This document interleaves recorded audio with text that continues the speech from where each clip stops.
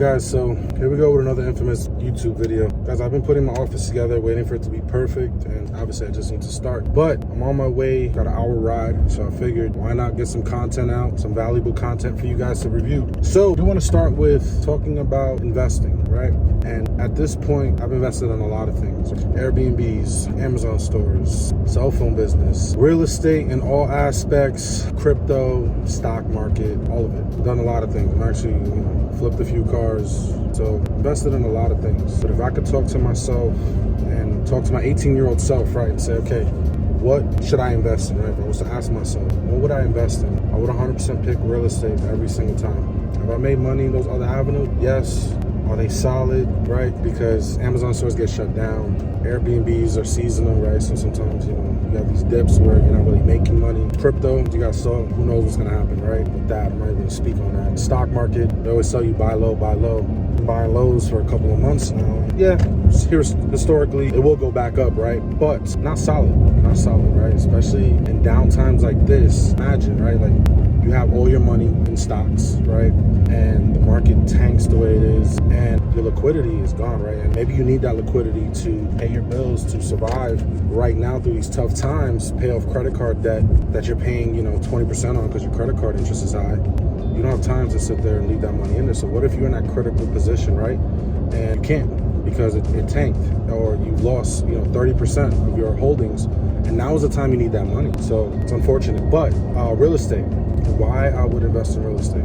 It's solid, it's there. We're seeing a correction now, but a lot of people are like, oh yeah, real estate is coming down. We're just seeing a correction of the sporadic spike, right? So we saw a 20% spike last year, and maybe 10 to 15% this year. And what we saw was we've seen like a 10% right now, speaking for today, 10% dip. And in Florida, last month, we saw an actual 5% appreciation. So different markets, different everything, right? But some markets have corrected, they came down, but not down to where they were 2 years ago. So that's where everybody's getting misconstrued and confusing it. Are we going to see further corrections? Well, with the Fed's doing, nobody really could predict that. I see people predicting markets going to tank. I see, people saying 20, 30% correction. But my problem with all that is these are unprecedented times. Like, we haven't seen that. We haven't seen the federal government print so much money, the president print up so much money and give out so much money, and then continue doing so when we're actually seeing the GDP down 2 quarters in a row, which technically means we're in a recession. Now, they're saying because of the job index and because there's jobs out there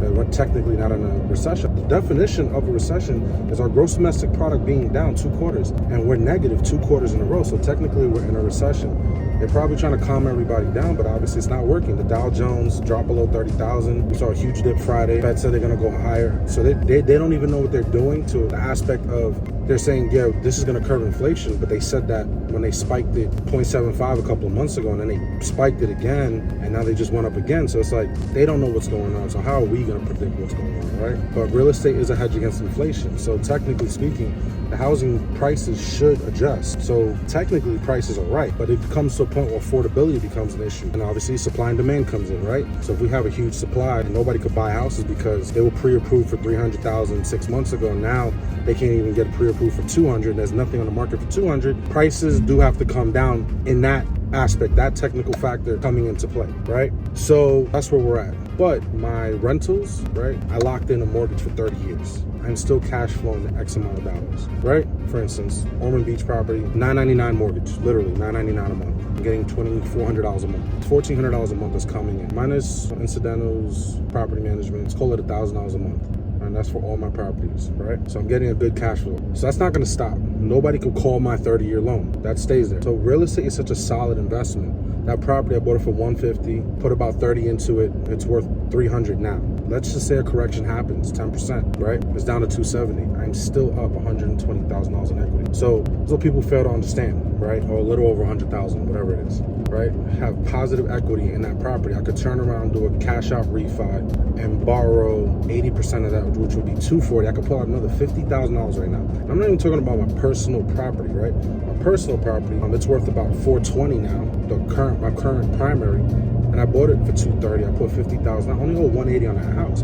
I have over $200,000 in positive equity, and I could turn around and pull another 50, 60. So this is where what I'm trying to get at is this: I can get a HELOC for these properties and pull out well over 100 grand, and With the stock market, it tanked, and if I pull out, they're saying, no, you're supposed to stay in, or you're supposed to buy more. These are bad times. What am I supposed to do? If you're in bad times, high credit card debt, a lot of people are accumulating debt. The statistics are out there. You guys can look this up.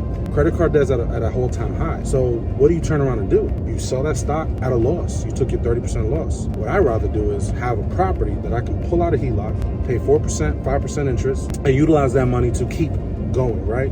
To buy more properties, to accumulate more, to just simply weather the storm, see what happens in the next couple of months. This is why real estate is so powerful, right? You have tax benefit, you have appreciation, you have cash flow. There's other benefits as well. You know, you're talking about passive income that comes in without you doing anything, especially when you have a property manager in place. So if I was to talk to myself again, right, and say, what would you get invested in? I would go all in on real estate every day, all day. I would not do anything else. If I had to choose one, it would be that. Long term, you're gonna become wealthy. You know, just simply, I could just break it down to you guys real simple, right? 2 years ago, you would have accumulated 4 properties at 150, right? And let's just say you didn't even buy them at a discount, how I buy them. Let's just say you bought them full price. Guess what? You would have over $1 million in property today, right? And let's just say you owe 400 on that house, 400 on those 4 homes because you put 20% down. Those houses are worth, let's just say 300 each. These houses literally doubled, right? 300 each. Talking about $1.2 million, and you owe 400. Your net worth is up $800,000 in 2 years. That's not including depreciating and saving on taxes. That's not including cash flow that you're getting every month. That's just pure appreciation. And you know, it's just like, again, real estate is just a solid investment. We've seen a correction. You're not going to see too much of that off. You turn around, go to the bank, get a HELOC, and guess what? Now you have money to weather the storm, to pay off bad debts, and make sure you sit back. And if you find a good deal, I would still be all in on real estate. So again, guys, that's really just my main thing. Is if I had to talk to myself 14, 15 years ago, say, look, go all in on real estate. And I'm not talking about guys becoming an agent. Right? An agent has its benefits, saving commission, having connections with other people that where you get investments coming across your desk. But being a realtor, you know, showing houses and all that, you know, that's not what I'm talking about. I'm talking about real estate investing, getting involved in real estate, buying it. If you don't have any money, learning how to wholesale, how to find these deals and bring them to investors so you can accumulate the capital to turn around and eventually become that investor. That's it, guys. That's really the gist of this video. I wanted to, you know, tell people, like, you're young, I mean, even in your 20s, man, even if you're 30, start now. Buy that first property, rent it out. Rates are high, but rates will come back down. Always refi. As long as you have some type of positive cash flow, jump on it. $300-$400, doesn't matter. And if you're buying it right, like I always talk about, you guys, I have another YouTube video, 70% rule. You're buying it at 70%, 75% of ARV. You're walking into positive equity, guys. You're walking into $50,000, $60,000 added to your net worth instantly. That's not including the money you can have access to later with the HELOC. That's not including further appreciation. That's not including the years of accumulating cash flow, right? And then when you refi that property, when rates come back down, and your payment goes down $200 or $300, and now that $300 cash flow becomes $600, or you turn around, you refi, pull out more capital, pull out the $40,000, $50,000 in positive equity, right? With the new rate, your payment might be very similar, or your cash flow might dip a little bit. But you turn around and buy another one that's cash flowing 500 plus. Now you're cash flowing $800,000, $900,000 a month. That's the game plan, guys. That's the long play. The problem is, a lot of people don't want the long play. The day trading is intriguing, right? The instant gratification, we all want that. I do too. Right? The Airbnb's like, oh man, I can make $2,000 or $3,000 a month on each unit, versus I'm only making $500 off my rental. Wrong mindset. Now, if you have extra capital laying around, you want to keep investing, that's cool. That's fine. But the long play is real estate, guys. Owning real estate, even land, right? See people now going back, we're looking for land to develop on, and these guys, they bought it 5-6 years ago. Long plays, right? They're sitting back. They bought these things for $1,000, $1,500. Now they're getting $30,000 for it. Now 30 extra money. It's crazy. You can do that. And those guys don't do shit. They don't do anything, right? They just buy the land, they sit on it, they pay the taxes. Property taxes on land is a thing, $60 a year, $30 a year. And then they 30x their money in a couple of years because that area just started developing. Land, ownership, real estate, ownership. That's it, guys, I'm out.